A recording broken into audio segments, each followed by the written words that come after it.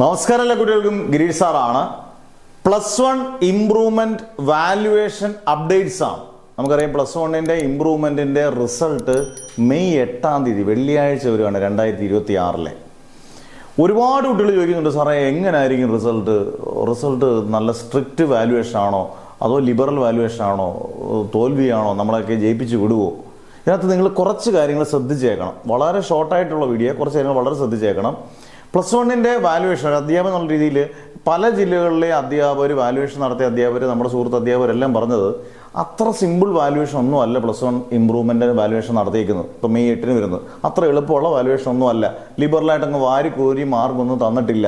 അത് ഒരു പരീക്ഷകൾക്കും തന്നിട്ടില്ല എന്നുള്ളത് തന്നെയാണ്. അത് സയൻസിലെ ആയാലും, ഇപ്പം ഫിസിക്സോ കെമിസ്ട്രിയോ മാത്സോ ബോട്ടണിയോ സുവോളജിയോ ഇംഗ്ലീഷോ തിരിച്ച് കൊമേഴ്സോ ഹ്യൂമാനിറ്റീസോ ഒരു സബ്ജക്റ്റുകൾക്കും വാരിക്കോരി മാർക്കൊന്നും തന്നിട്ടില്ല എന്ന് പറയുമ്പോൾ ഒരുപാട് കുട്ടികൾ ഇമ്പ്രൂവ്മെന്റ് എഴുതിയ ഒരുപാട് കുട്ടികൾ കുറച്ച് പേര് ഇമ്പ്രൂവ് ചെയ്തിട്ടുണ്ട്, കുറേ കുട്ടികൾ ഫെയിൽ ആയിട്ടുണ്ട്, നല്ല ശതമാനം കുട്ടികളും ഫെയിൽ ആയിട്ടുണ്ട്.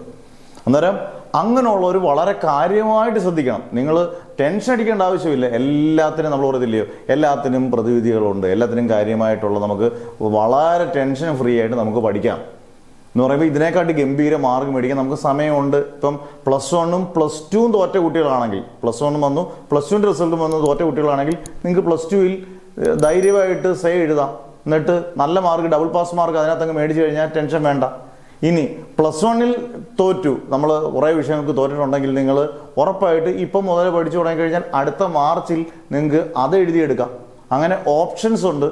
മാത്രമല്ല അടുത്ത വർഷം ഞാൻ ഒരുപാട് കൊല്ലമായിട്ട് പറയുന്നതാണ്, കഴിഞ്ഞ 2 കൊല്ലമായിട്ട് പറയുന്നതാണ്, കുട്ടികളോട് പ്രത്യേകിച്ചും അടുത്ത വർഷം പൂർണ്ണമായിട്ടും +1 ടെക്സ്റ്റ് എല്ലാം മാറുക.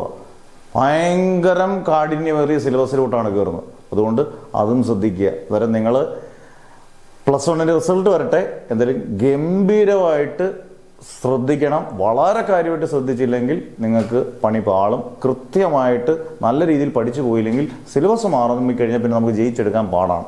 ഇപ്പം പഠിച്ചു പോയാൽ നിങ്ങൾ ജയിച്ചു. അന്നേരം ഇതെല്ലാം കരുതിയിരിക്കുക. 8 റിസൾട്ട് വരുമ്പം എല്ലാവരും ജയിക്കട്ടെ എന്ന് നമുക്ക് പ്രാർത്ഥിക്കാം.